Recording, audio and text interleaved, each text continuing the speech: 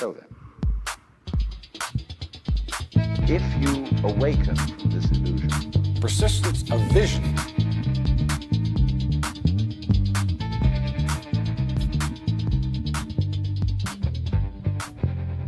Ladies and gentlemen, welcome to the Persistence of Vision podcast, Inspiring Conversations. Hello, folks. I am Lance Fever Myers. And I'm LB Dio. We have a very special guest today. Her name is Balla. She is a writer living in Albuquerque, New Mexico, and her latest book, Jillie, just came out in May of this year on Wild Rose Press. LB, what do you have to say about that? I say it's fantastic. It's a great book. I enjoyed it immensely. And I'm very, very excited to have her here. It's terrifying. It's actually a very terrifying book. Yes, it's terrifying, too, and then it gave me nightmares. And they were wonderful, enjoyable nightmares. We have Olive here. So, Olive, what do you have to say for yourself? I say, well, hey, if you have bad nightmares, I'm really, really sorry. And yet part of me says, woohoo! So, Jillie just came out in May. Yes. And it came out on Wild Rose Press. Can you tell us, I guess first tell our listeners about this particular book? Okay, Jillie is an 11-year-old who has to run away from a vicious family because there is a rumor that her father found treasure there. I don't know if you know anything at all about New Mexico history. I'm going to give you a quick bite. Please do. There are rumored all kinds of lost treasures in the mountains and in the area, some even Confederate gold, etc. So it's actually based on that. So anyway, her father supposedly found this because he would periodically go away, come back, and with money. So she had family members that, of course, decided that she must know where that is, and then they set about to try to get that information from her. So that's pretty much the gist of it. Fantastic. So it's very dark. I wouldn't say it's a horror genre novel. I would call it a thriller, probably. Is that how you describe the book? Is it kind of a thriller? Right. I think a suspense thriller is how is the genre it was published under. Gotcha. And let me say, dark is probably subjective because when I was writing it, I didn't have a sense that I was writing something all that dark. So if it's, of course, part of that has to do with what you're familiar with. And I was raised in a kind of a dark environment, I'll put it that way. I don't believe in taking shots at people's parents when they're gone. But I will say this, when I was 4 years old, my dad read Edgar Allan Poe's Pit and the Pendulum. He read The Monkey's Paw and Murders in Rue Morgue. So I have a background in dark. So perhaps, to me, my happy schlappy is your dark. Well, it was dark to me. The book deals with kidnapping, yes, attempted murder of a child, yes, serial yes, killers.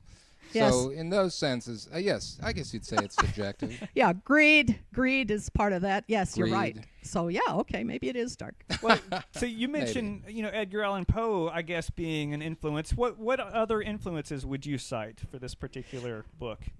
Well, for this book, I have to say, my characters are basically amalgamations of people I've either known, were raised around, or that at some point family members that I was raised with.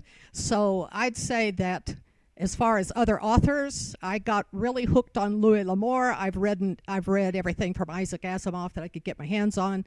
So I'm not sure that my reading material is going to give us much information with regard to this particular book.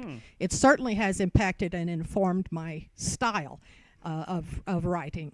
I liked Agatha Christie, and I guess probably what compelled me to start writing was I read some things online that people had self-published and decided that, hey, I can do that. And luckily I was able to find a publisher out of New York that to take a chance on me with my first book. So, yeah. That's fantastic. I want to get into that. I want to get into, well, first of all, while we're still on the topic of this being very dark and your background, tell us a little bit about, I mean, you said a lot of these characters are based on real people and that your life growing up in New Mexico has had a a hand in coloring this. Tell us about that, because I mean, I've known you for a very, very long time. You were the mother of my very best friend in kindergarten, and that was all back in the Texas Panhandle. So you've lived your life in the Texas Panhandle and New Mexico, and that I feel has colored how you write. Sure. Can you talk to us a little bit about that? Sure. In fact, being raised around cattle people in the mountains of New Mexico, visiting there in the summers, my grandparents had a cattle ranch, and every fall or spring, whichever their timetable warranted, they would castrate male calves. The girls were not allowed to watch that, but of course this is, probably puritanical, but they didn't want the females to be exposed to that. However, I snuck out and exposed myself to it. And so probably that had we butchered our own calf, every heifer, every fall, so we would have meat for the winter. So probably that kind of reality, most people are under the age of, 30 or 40 nowadays wouldn't be familiar with it, or wouldn't have been exposed to it, I'll put it that way. So yeah, that definitely impacted it. The fact that I was born in Roswell, notwithstanding. Ah, yes. Well, you witnessed the castration of calves. Is that correct? That is correct. But you did not participate in this castration? I wasn't allowed to. You weren't allowed to. You would have castrated if you could have. It sounds worse than it actually is, but yeah. It sounds pretty bad. Yeah. It sounds worse than anything you're likely to have seen at Roswell, even if the worst rumors are true. Most likely, yes. Yep. Well, so okay. Now you said that you found a publisher to take a chance on you. Tell us about that experience, because a lot of our readers, I'm assuming, tune in because obviously this is our talks are about books, and we're publishers, and I think most people are really interested in that aspect of it. I'm definitely interested in that process and how you went about finding a publisher for your book. Okay. Yes, I'd be very happy to speak to that. First, it took me quite some time to decide that I needed to go for a small publishing house. At the time, the Wild Rose Press of the publication of my first novel was considered a small publishing house. They're housed in New York, but they've grown like exponentially since my first book was published. And I decided, after sending probably, I don't know how many dozens of query letters to other publishers, and I was looking primarily at the big 5, and I think maybe there are big 6 now. I couldn't even get anyone to read it. I got enough rejection slips to paper a small bathroom. I did, however, decide, after I read some writer's blog, I believe, that okay, if you don't get any satisfaction from the big guys, try one of the smaller ones. So I went online and I Googled small presses, and I came up with 4. I sent queries to all 4. Within a week, I had offers of contracts from all 4.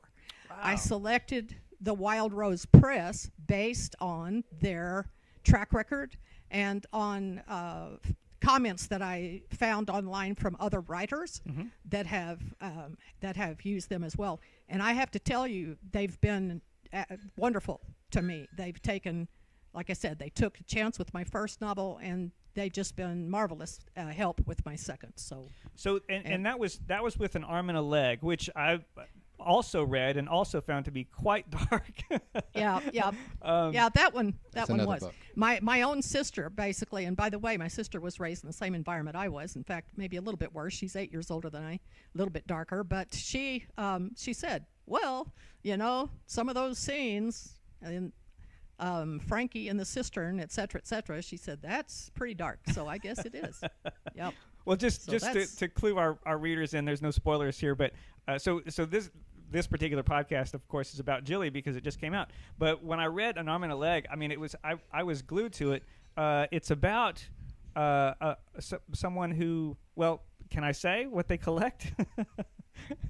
Yeah, sure. Why not? They collect arms and legs. They collect body parts, right? Yep. Yes. like prize pieces. Yep. Yeah. So and I found it. I mean, I think it's always kind of risky to tell an author what about other authors that they remind you of. But I did feel a Stephen King kind of a feeling in that one. It being suspenseful and dark, and also there was a supernatural element to that one. Yes, there was, and that's interesting. You're not the first person who has made the parallel to Stephen King. I'll take it. You bet. Sure, who doesn't like a Stephen King novel? You bet. Well, the another author that it reminded me of was Dickens. Honestly, I haven't read The Arm and a Leg, but the Jillie, a lot of the characterizations of the characters. Their physicality, their relationship between their physical characteristics and their personalities or their moral characters was it reminded me a lot of Dickens. Okay, super. I'll take that too. Yeah. So so this is book number 2 with Wild Rose Press, and you say, I mean, you were singing their praises. Can you tell us what the experience of putting a book out with Wild Rose Press has been like, as far as like, okay, so you write the book and then you submit the manuscript. How early do you submit the manuscript? I mean, especially, I guess it would probably be different based on it being either your first or your second book. Can you tell us about that? Well, the process is pretty much the same regardless of the number of books, but I will tell you, first off, you don't submit the manuscript until they've asked for it. Right. What one does is, after one's completed your manuscript, then you will generate a synopsis. And it can be, depending on what their submission guidelines are, whichever publisher you're looking at, submitting to, there are submission guidelines, and they will be very detailed as to what's expected. And with Wild Rose Press, it was to submit a synopsis, basically a blurb, telling what the book is about, and they will pass it off. It's all done on the internet via email. They pass the synopsis to someone who looks it over and says, okay, let's ask for the manuscript. So then they'll email back and say, please send us the first 50 pages or send us the rest of the manuscript, which in this case, they've asked me both times for the completed manuscript. Then they look at it within a few days. They will either send, within a matter of fact, a couple of days, they'll either send a contract or they'll let you know, sorry, we're not publishing that genre at this time, or we don't need any more of that, or whatever. Sure. But probably, I think within, if I'm not, if my memory serves me, within probably about 5 days of their receiving my manuscript and passing it off to one of their editors, they have a senior editor that looks it over, then I was sent a contract. Gotcha.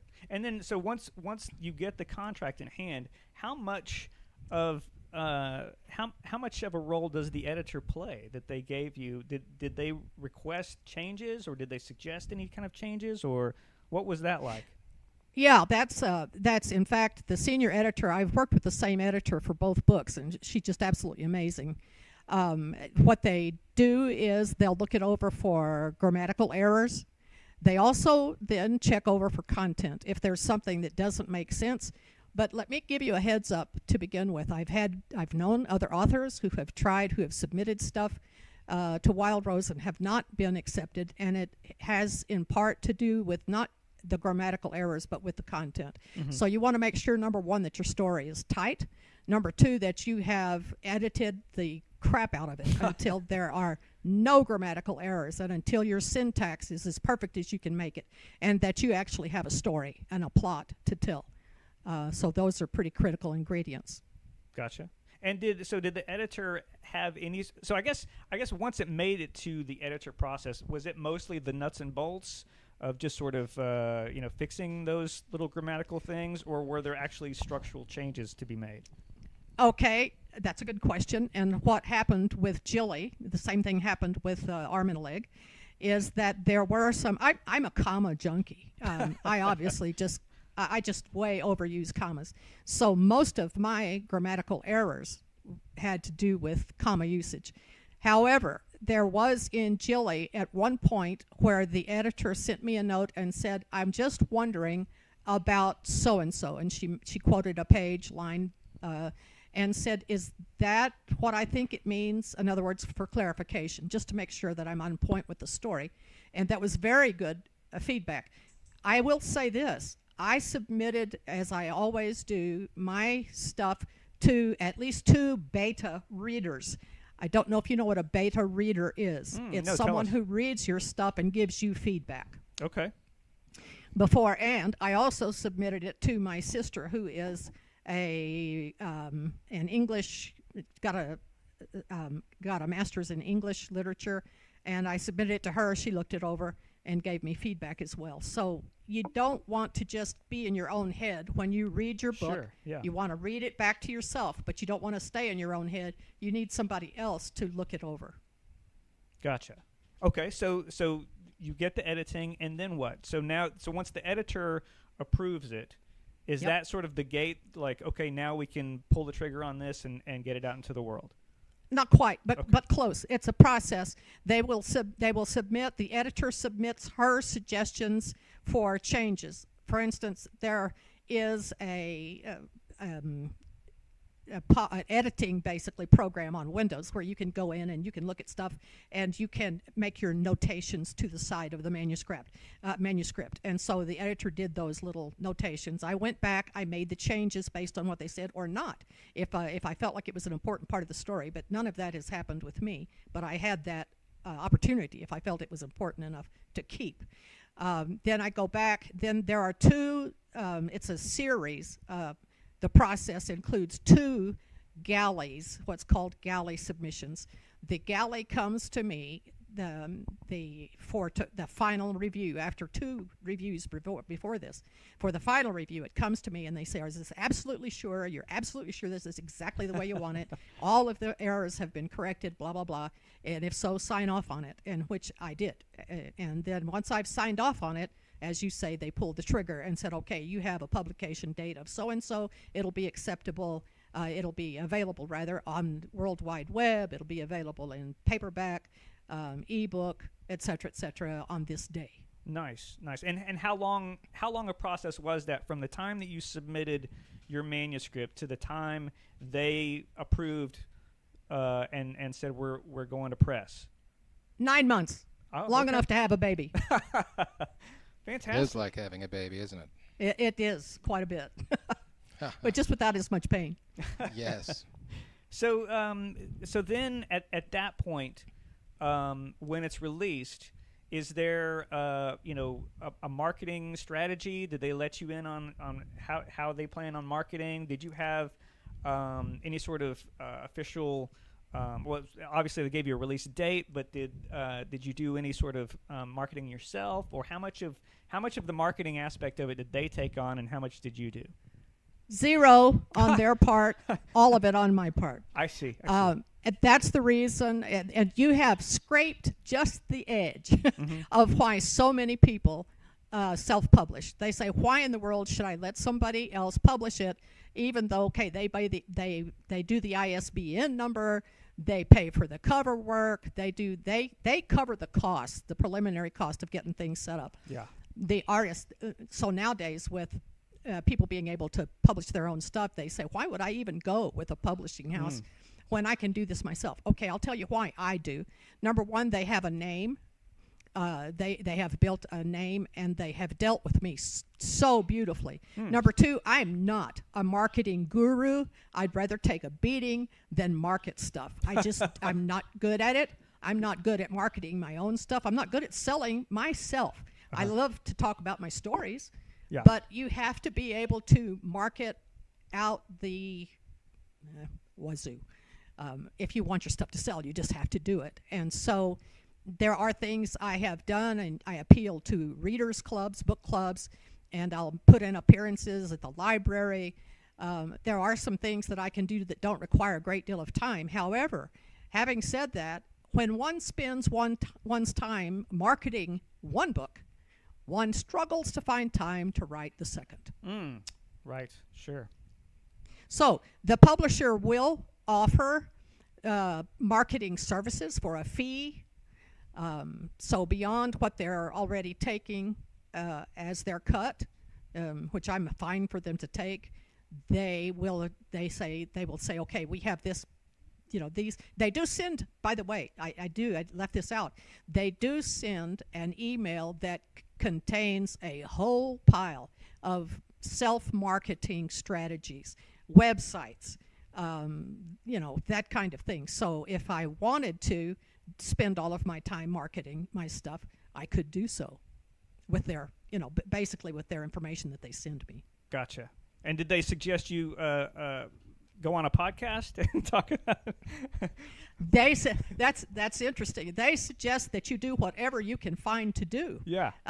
At all, and that includes podcasts, or if you can set up your own. There are now people who are doing their own, authors doing their own podcasts, and I've even heard of some who have a podcast that they write a chapter, then they do a podcast where they read their chapter online. Oh, yeah. I don't recommend it because well, it wouldn't work for me, because in the process of writing my stuff, I have so many permutations of it. By the time I get to the end story, it would not even resemble how it started. So I wouldn't be able to do that at all. But hey, whatever works, whatever gets your name out there and gets some exposure. Of course. Well, I should mention to our listeners that it was me who suggested you come on because I really did. I very much enjoyed An Arm and a Leg, and it was fun to see Jillie come out in May, and I enjoyed that book as well. So you said that you don't like to market yourself, but you do like to talk about your stories. So let's talk about your stories. Yes. All right. I'd like to hear about Jillie herself. She's a fascinating little girl who is extremely industrious, extremely self-possessed, wise, and does an incredible job surviving on her own. Yes. Jillie is basically, I would have to say, an amalgamation of my sister and some other family members that I've known, female, who have struggled to survive. So yeah, that she is industrious for an 11-year-old. But if you, as the saying goes, hard times breed hard people. Tough times breed tough people. Yes. My sister went through some tough things as a kid growing up, and she has not only survived, but she's excelled. And so Jillie is pretty much fashioned after her. I'd say that's, again, an amalgamation, but in part her. Nice. It's a wonderful American type in fiction where you have a small child who is able to survive because, not just American, but again, going to Dickens as well, a child who is precocious, who is Good. survival-oriented, who is intelligent, and we can all kind of identify with a child like that, and we can all hope that if we were to get into a situation, even as adults, we would have half of the instinct and the planning that this child has. Yes, I think that's well said. I'll add to that there are times when Jillie questions her decisions. It's not like she automatically knows, okay, this is a direct path from here to my goal. Right. She questions and she doubles back a couple of times. Yeah. Sure. So But that I is tried itself to make wisdom. that realistic. Well, we started out by saying how dark these books are, but I will say that there's an element of optimism in both of them. I mean, Jillie herself is not, we're not talking about like Requiem for a Dream dark or like Dancer in the Dark dark. We're talking Right. about dark circumstances, but it brings out the best in some of the protagonists. And so there's definitely that. There's an element of hope, and there's a lot of fun involved in it too, because they're page turners. There's a lot of adventure involved. So even though there's some dark things like kidnapping and decapitation and that sort of thing, but there's the character. Especially Jillie herself is like gritty and can really get. And I love the Dix and Lil. Yes. The old women who are just as tough as nails. Fantastic stuff, because it's, again, there's an element of hope in there, and there's a lot of fun. They're really fun characters, and you know, so to say it's dark is not necessarily entirely fair. Well, okay. Dix and Lil in particular are, especially Dix. She seems to come alive as a result of her run-in with Jillie. You know, when we get the sense of how even a child who is going through terrifying circumstances can be an inspiration and can be a way of renewing oneself. Well, that's interesting, because I will tell you, as a old woman myself, I didn't start writing until I was in my 60s, and my first book was published in my mid-60s. So I can tell you that actually Dix and Lil are pretty much based on not only my mother, my father, my sister, but other actually pioneer women, my grandmother, who I've known. My mother used to sit on the back porch in Texas when I was about 3 with her pistol and shoot at clothespins on the clothesline and spin them around from the porch. So we had, there is that history of everybody has to pull your own weight. I've had people tell me, in fact, book 3 is nearing completion. I've had people tell me, you got to do a book of Dix and Lil. Yes. So the next one is basically Dix and Lil. Oh, no kidding. Oh, that's great news. I was going to ask you what was next, but that's good to hear. Yep. You know, it's not a surprise to hear that you are a Louis L'Amour fan, because there's a tremendous influence of the Western in here. This is an adventure story as well as a thriller, and it happens in New Mexico, out in the desert. It's sometimes been observed that there are two types of American authors, the Western and the Eastern, and the Eastern author tends to be a little more claustrophobic in the focus of the work, and the Western author really writes novels of the landscape and the open world. And do you think that there's any of that in you? Oh, absolutely, without doubt. In fact, I will tell you this: one of my I've worn so many different hats. I've lived so many different lives. During one of my lives, I began reading Louis L'Amour, and I have said in one of my essays that Louis L'Amour basically saved my life. That's overstatement. But he took me outside of what was happening in my life at that time and made it bearable. That had just as much an impact as anything else I can say in my life, that I thought, hey, if I can write something that somebody can get absorbed in, and that they can step into a different world out of whatever crap they're dealing with in their lives, if they're dealing with horrible stuff, just a little bit of escapism, that's basically would make it worth it. I love writing, and you're right, there's so much fun in crafting a scene. Especially I love fight scenes and I love crafting scenes where somebody's going to really do dirt to somebody else. That's a kick. But I believe that it's real life. We deal with people. We deal with crappy people. We just do. And nobody gets to be in their 60s without having some dents and some dings and scars and scabs and all of the rest of it. Everybody's got a story. So I thought, hey, maybe I can write something that people can actually enjoy reading, that they can step aside out of that stuff and lose themselves for a bit. So that's been a big motivator for me. I love it. That's fantastic.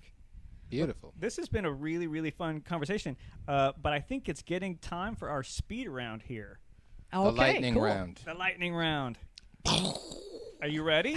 I am ready. Okay, here we go. First question. When do you remember first falling in love with a book? Robert Louis Stevenson, Treasure Island. Aha. When I was about 10. That makes a lot of sense. That makes a lot of sense when I read your work. That's a perfect answer. What do you love about that book? I love that I didn't know if the kid Jim was going to escape, he was going to survive, and I was terrified of the old pirate that was. I just didn't know what was going to happen. I was afraid that he was going to get buried alive. I mean, who knew what was going to happen? It was perfect. How old were you? I was about 10 or 11. Okay. Fantastic. Okay, has a book ever changed your mind about anything? I wouldn't say totally changed my mind. I would say that I have read things that have informed my opinions. I don't tend to read nonfiction. Okay. I like escapism. I like fluff. Other than romance, I will not read another romance. I read 3. They all were exactly the same, just different names. That's But how I other feel than about that, having romances. but hey, nothing against romance authors. There's a place in the world for all of us. But yeah, that's pretty much where that is. Okay.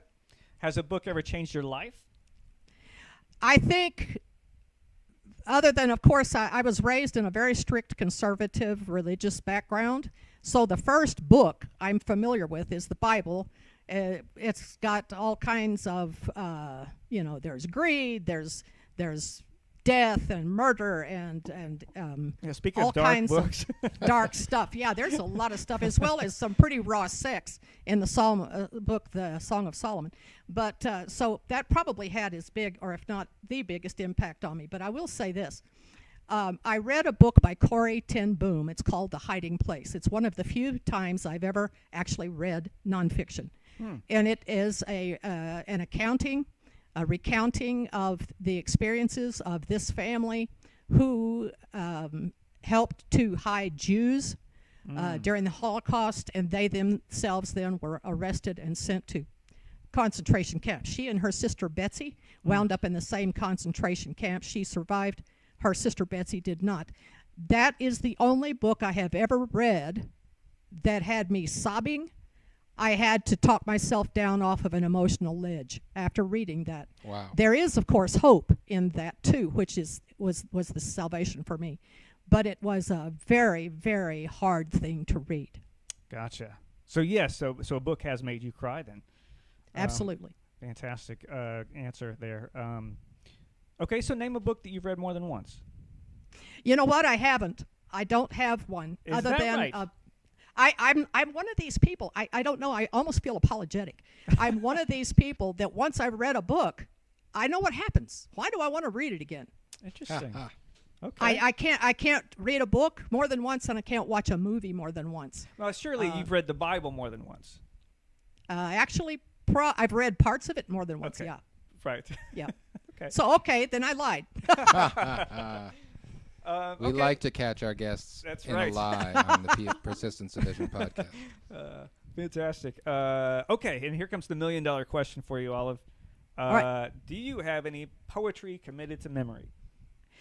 The only bit of poetry that I have found myself in love with enough to commit to memory would be Emily Dickinson's "The Hope is a Thing with Feathers." Okay. Hope is the thing with feathers that perches in the soul and sings the song without the tune and never stops at all. That spoke to me. So yeah. Beautiful. Fantastic. We finally got one. We got one. Well, we've had one or two We've had a before, few. and yet it's a treat every single time, and it's particularly today. Oh, super. Well, Olive, this has been absolutely brilliant. I'm so glad it worked out. To our listeners, we tried once before with some technical difficulties, but this has been a dream come true. So thank you for coming back and trying again. Oh, I can't thank you enough for your invitation and for your kindness. My words, you guys have been just amazing.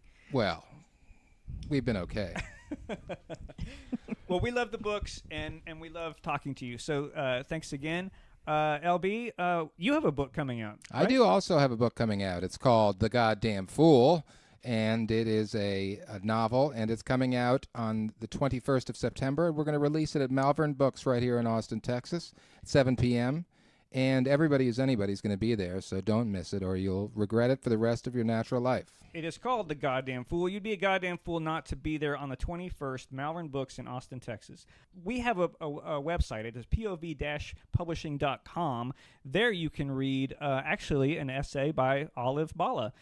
You can also read comics, poetry, and you can listen to all of our past podcasts. All the links are there. And you can follow another link, which will take you to the Amazon purchase page for my book, which is called Why So Much. So Why So Much? ? By Lance Myers. Check it out. Follow the link. Buy the book. Love it. Yes. And I want to take an opportunity to belatedly thank our intern, Union Brooks. Fantastic. Whom Hello, we have Union. been getting a lot of very valuable assistance from, and we've neglected to mention on the show. Hi, Union. So do you have anything to say in your own defense, Union? Nope, I'm good. He's deeply ashamed, and rightly so. We are grateful to him, and we're grateful to you, ladies and gentlemen, our listening audience. And we're grateful to you, Olive Balla, for being our latest and greatest guest. Absolutely. Thank you so much for the invitation. Yes, Of course. everybody read Jillie. Okay, thanks for tuning in. We'll see you next time. Bye-bye. Bye-bye.